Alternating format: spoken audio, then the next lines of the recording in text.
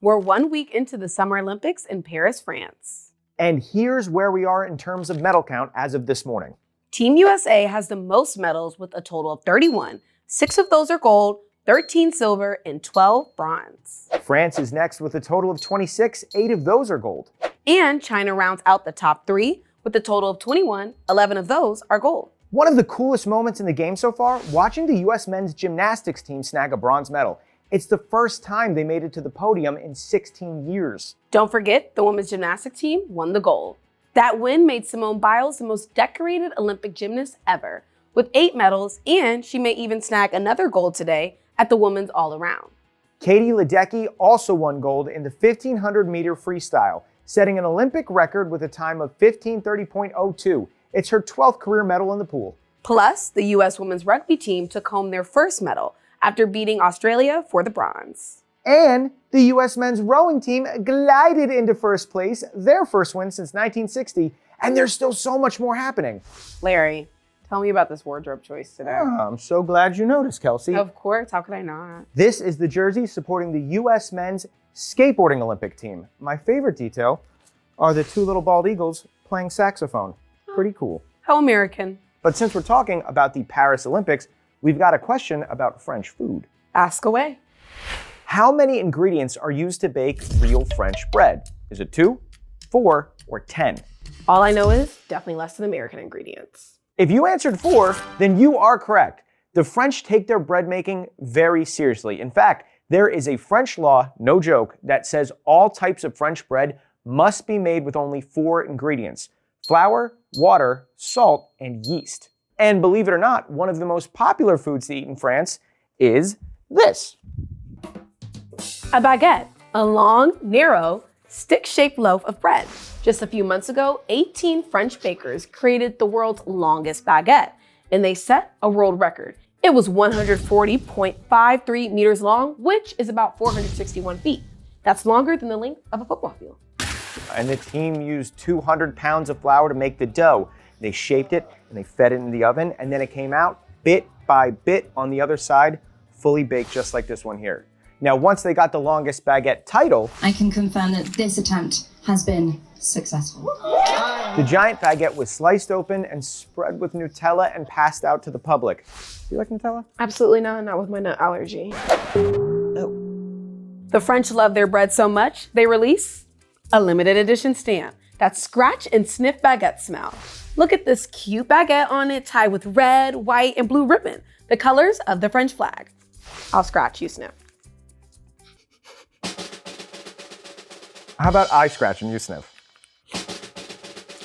These stamps have failed us. I have an idea. Hold that. All right, now scratch it. Now sniff it. Does that work better? Yeah, Yeah, it does. we fixed it. It smells perfect. Let's pause from the games for a second. Have you ever had or seen one of these? It's the... Sorry. Have you ever had or seen one of these? It's the Kevin Durant branded Prime bottle.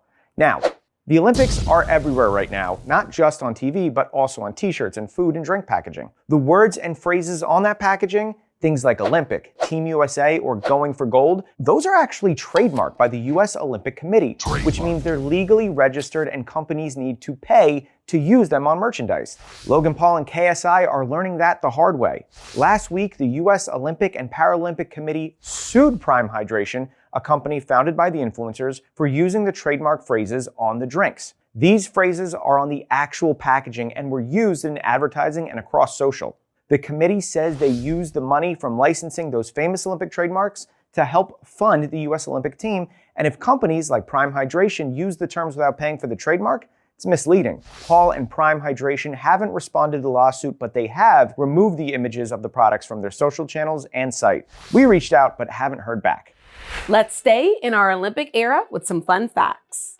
The first Olympics were in 776 BC, lasted 6 months, and it's believed athletes competed without clothes.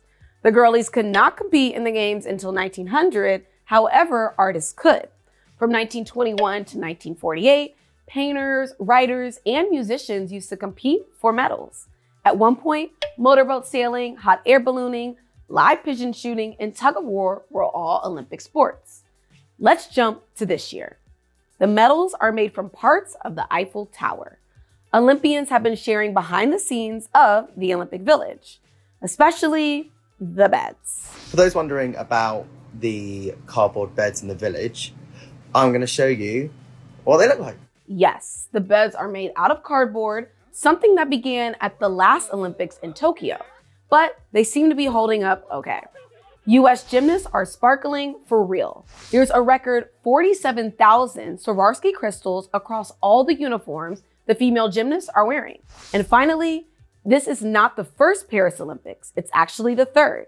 They hosted once in 1900 and then exactly 100 years ago in 1924.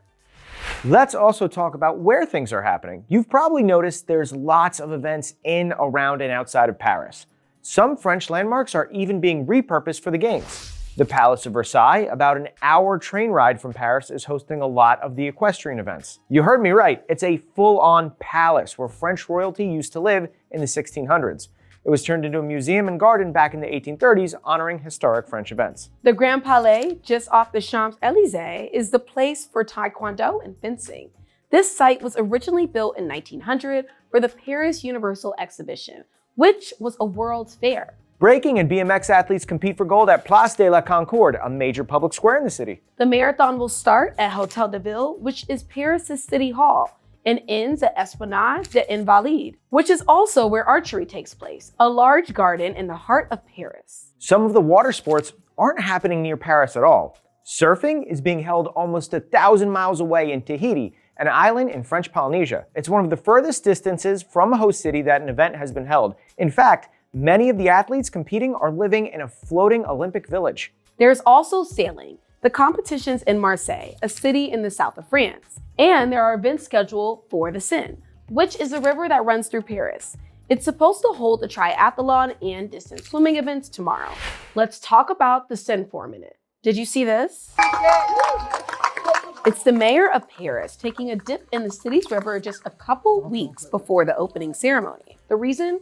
City officials wanted to show that the water was safe for the athletes to swim in.